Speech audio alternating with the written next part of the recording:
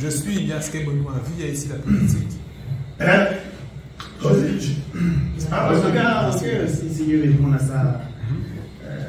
Non, ça c'est avion, on parle pas de bombe avion. Oui. Avion, moi, c'est simple en fait. On n'a pas 36 000 solutions pour pouvoir changer un système. D'accord? On a pris conscience aujourd'hui que le système en Guadeloupe est pourri, vicié, corrompu. D'accord? Que ce pays est dirigé par des gens manipulés par l'extérieur. Donc on a des ennemis de l'intérieur, des ennemis de l'extérieur. D'accord? On a compris ça. Maintenant, dans tous les pays du monde, il y a un système politique. Il y a un système en place, il y a un système politique. Et ce système politique fonctionne, hélas, ou pourquoi pas, c'est peut-être le mieux, par des élections. À part les dictatures où effectivement il y a des semblants d'élections. D'accord? Je ne peux pas dire, effectivement, on peut avoir des doutes sur les élections françaises, effectivement, en France. Il y a aussi beaucoup de magouilles politiques, beaucoup de corruption, beaucoup de votes qu'on achète, etc.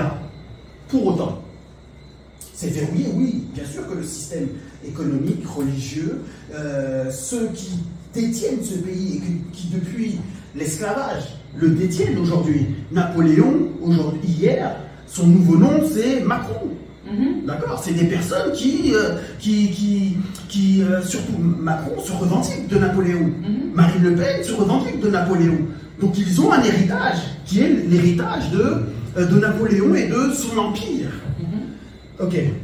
Ce que j'essaye d'expliquer, c'est que ces gens-là ont mis en place un système colonial puissant en Guadeloupe, très puissant, qui achète les gens.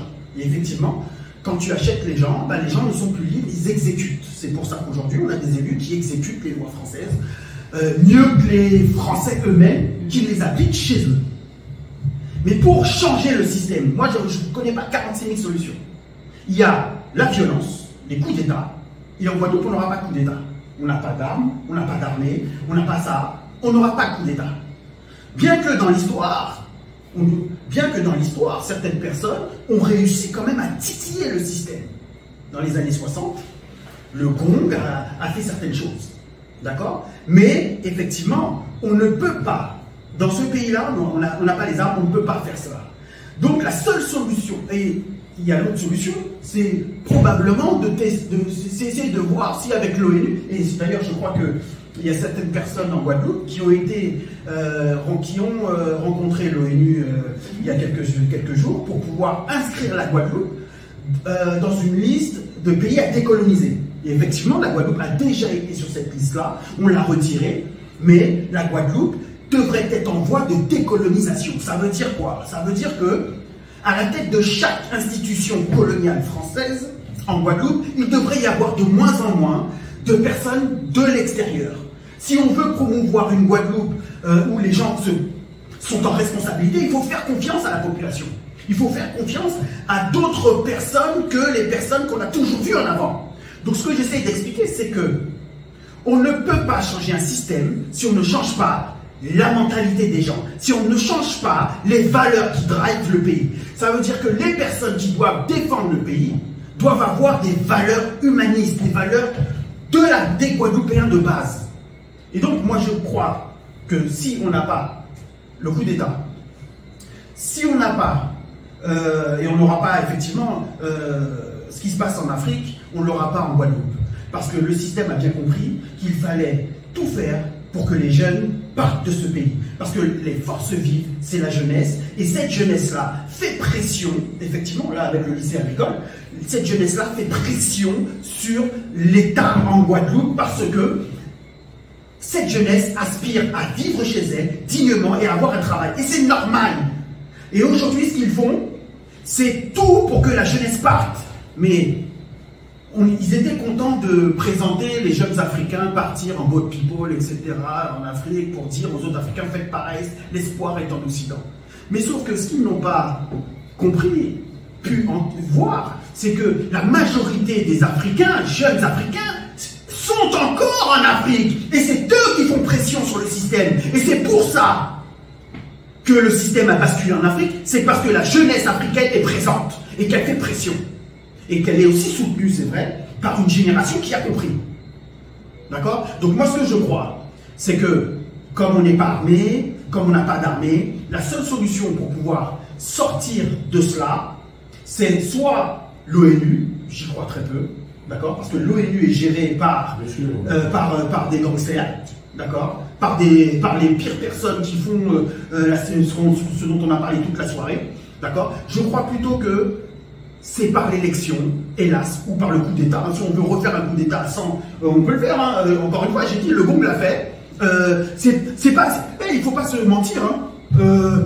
Le Guadeloupéen déterminé nègre marron, mais je suis désolé, la préfecture elle n'existe plus. Ou alors il va falloir que l'armée française vienne protéger. Parce que je te dis franchement, le système dure encore en Guadeloupe parce que le Guadeloupéen souhaite que ça reste.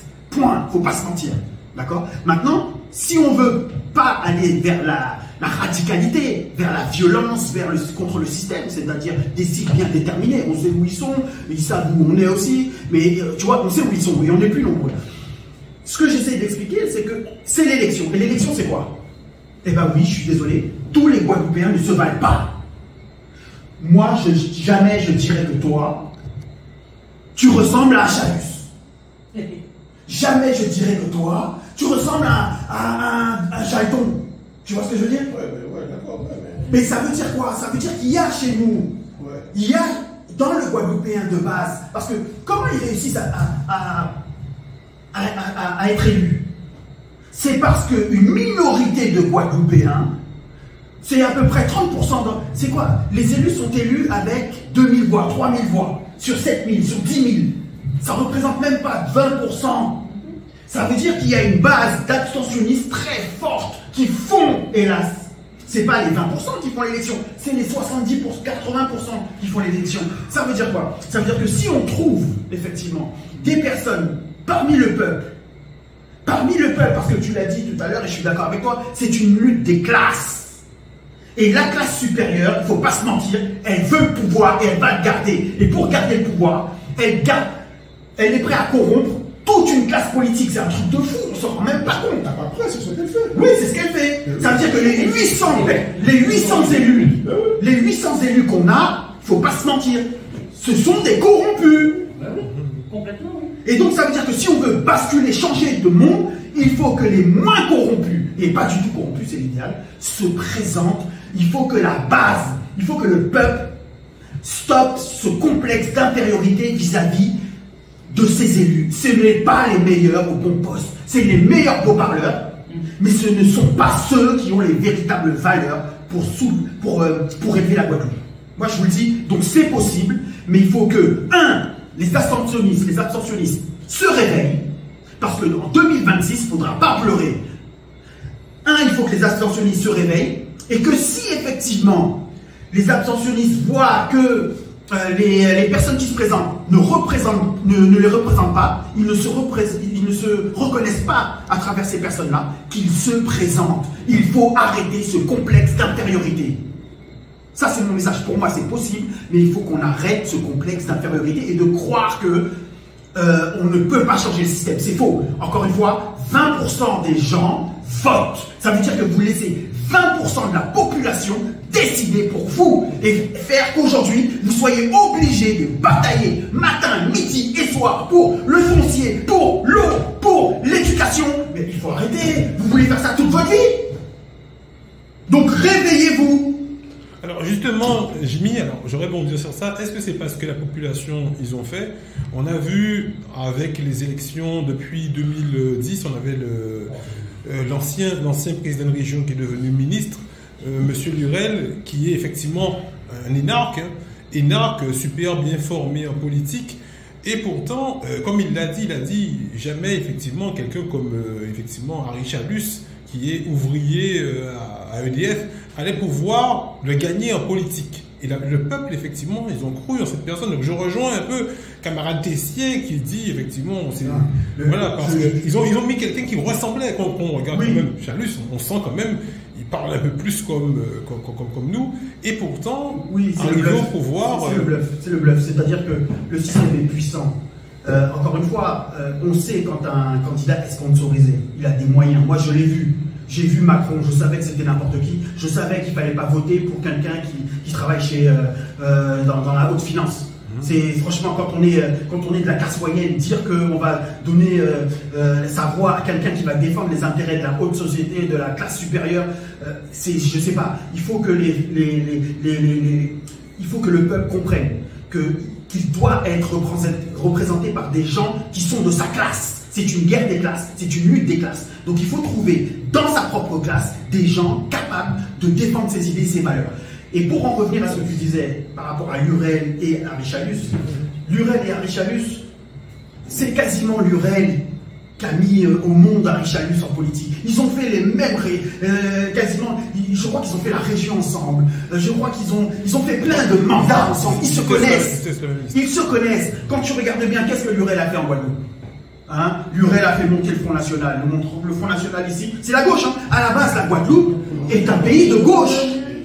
À la base, la Guadeloupe est un pays de gauche. Donc la gauche a fait monter, d'accord, a fait monter la droite, l'extrême droite. Et c'est grâce à ces personnes-là qu'aujourd'hui, eh bien, on a un GUSR, qu'on a Richalus à la région, et qu'on avait des Josette Borrell-Sartin. C'est le même monde. En fait, ces gens-là se connaissent. Ils se connaissent et ils s'apprécient même. Il ne faut pas croire, hein, il n'y a pas d'opposition réelle entre GUSR et PSG.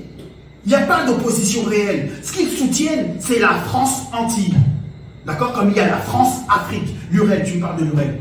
Il a été réélu. Mais pourquoi il a été réélu? Parce que Victorin Lurel est le meilleur défenseur de la France entière et de tous les intérêts qu'il y a en Guadeloupe pour ces gens-là. Donc pour on va dire les élus, etc.